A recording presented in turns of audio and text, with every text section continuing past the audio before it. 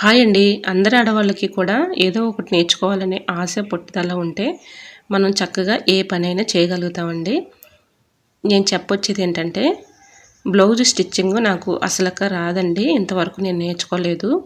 నేను ఏం చేశానంటే పట్టుదల, ఇంట్రెస్ట్ 2 ఉన్నాయి. నేను ఇంకా యూట్యూబ్‌లో సెర్చ్ చేసి ఇలాగ బ్లౌజ్ స్టిచ్చింగ్, కట్ చేయటం నేర్చుకున్నాను. ఈ విధంగా నా బ్లౌజ్ నేను కుట్టుకోవటానికి నేను చాలా బాగా వర్క్ అయితే నేర్చుకున్నానండి. నిజంగా మీకు వీడియోలోనే చూపిస్తున్నాను చూడండి. నా బ్లౌజ్ నేను స్టిచ్చింగ్ చేసుకున్నదే. హ్యాండ్స్ ఈ విధంగా నేను స్టిచ్చింగ్ చేసుకున్నానండి. అది యూట్యూబ్‌లో చూసే. ఆడవాళ్ళకి కొందరు హస్బెండ్స్‌కు ఎంత చదువుకున్న ఆడవాళ్ళు బయటికి పంపించడం ఇష్టం ఉండదు కదండీ. వాళ్ళు చదువుకొని ఏదన్నా జాబ్ చేస్తామన్నా కూడా వాళ్ళు పంపించరు. అలాంటి వాళ్ళకి ఇలాంటివి నేర్చుకోవాలని పట్టుదల ఉంటే మాత్రం ఏదైనా సాధించగలరండి.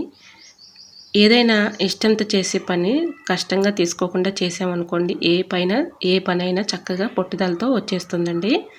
వర్క్ నేర్చుకోవాలనే ఇంట్రెస్ట్ ఉంటే తప్పకుండా వచ్చేస్తుంది.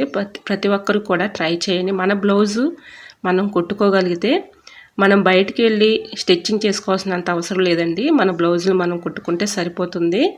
ఇలాగ మనం వర్క్ నేర్చుకున్నాం అనుకోండి, మన బ్లౌజులు కుట్టుకోవటమే కాకుండా మనం ఇతరుల వాళ్ళవి కూడా కుట్టుకోవటానికి చాలా బాగా యూజ్ అవుతాయండి.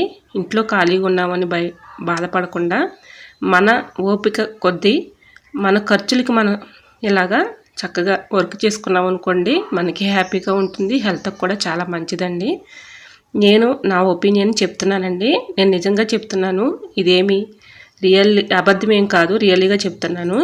ఇలా స్టిచ్చింగ్ చేసుకున్నది నేను నిజంగా యూట్యూబ్‌లో చూసి నేను స్టిచ్చింగ్ చేసుకున్నానండి. చాలా బాగా అయితే వర్క్ వచ్చింది. ఇప్పుడు నేను చూపించినటువంటి హ్యాండ్స్ అయితే చూసారా ఎంత నిండుగా ఉన్నాయో, చాలా బాగా వచ్చింది. మీకు కూడా షేర్ చేస్తున్నాను. వీడియో నచ్చితే లైక్ చేసి మీ ఫ్రెండ్స్ అండ్ రిలేటివ్స్ షేర్ చేయండి. Thanks for watching.